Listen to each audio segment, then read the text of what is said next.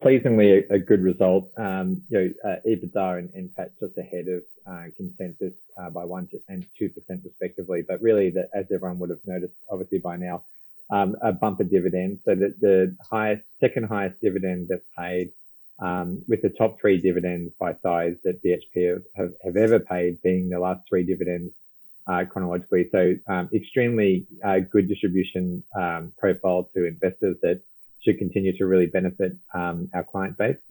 What I really appreciated in the result yesterday, and I'll go through light detail over some of the core issues and skip the detail that's in the note, but is how much the CEO, Mike Henry, emphasized their organic growth profile. I don't think it means that M&A or an approach or further approach for Oz Minerals is off the board. I think it just means that, essentially with their message, they're trying to rebalance and refocus the market's emphasis on M&A and stop some investors thinking it's essential that they absorb things like Oz Minerals at any cost, and a huge bids coming over the top of the current one, and maybe next they move on to Newcrest or whatever it may be. So that's certainly not the biggest part of their strategy. The central part is that they are pushing material growth in 4 of their 5 pillars.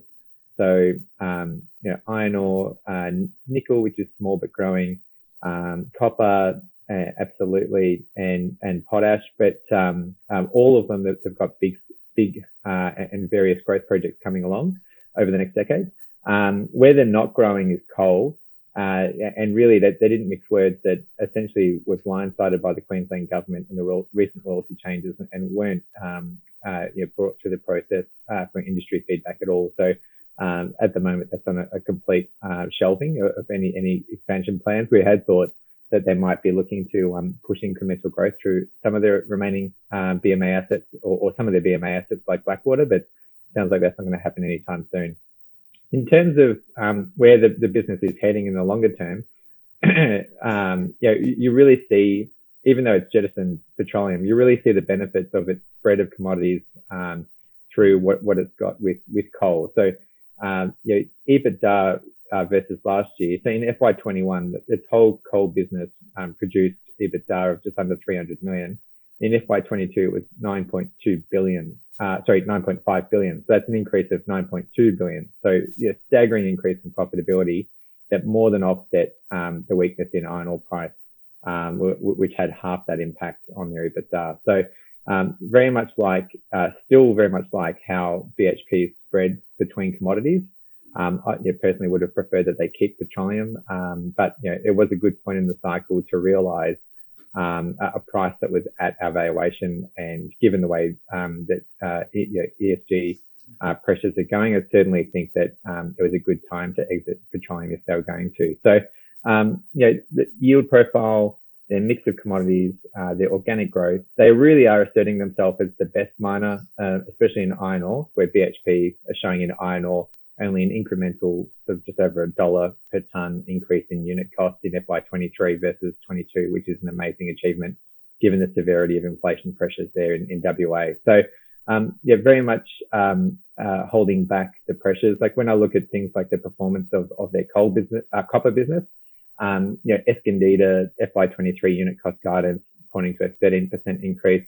When you look at some of the global international copper names like Freeport McMoran, some of their assets cost increase guidance is more like 20%, and they're certainly a very good copper miner. So I'm very happy with that. In terms of themes that beyond BHP that have come out of the results to look for the rest of the reporting season, certainly a very hefty consensus beat in their coal division. So certainly support Tom's positive views on the coal names, if you haven't yet reported.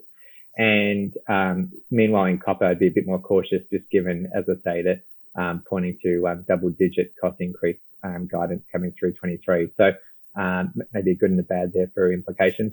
The one other area I haven't yet touched on is potash, where we've put through a pretty hefty upgrade to our Jansen valuation.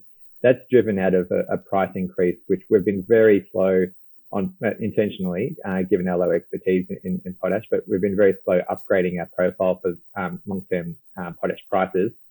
and have put through a 15% increase to that long-term price. So you could really hear on the market briefing yesterday how bullish Mike Henry and BHP more broadly have become on potash. They've certainly come a long way from 5 years ago, where they couldn't attract a partner or a home where they could jettison this asset to, and was very much viewed as being out of their depth in a commodity they poorly understood versus the Canadian majors.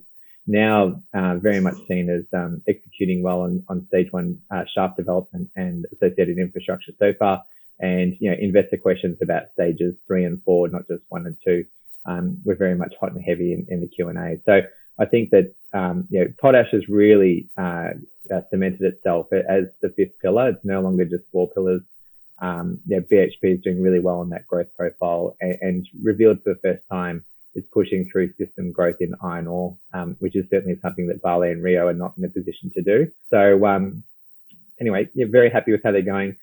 Still astronomical yield, annualizing that final dividend is 10% yield. So very happy with how they're traveling and maintaining our ad rating there. Happy to take any questions now or during the day.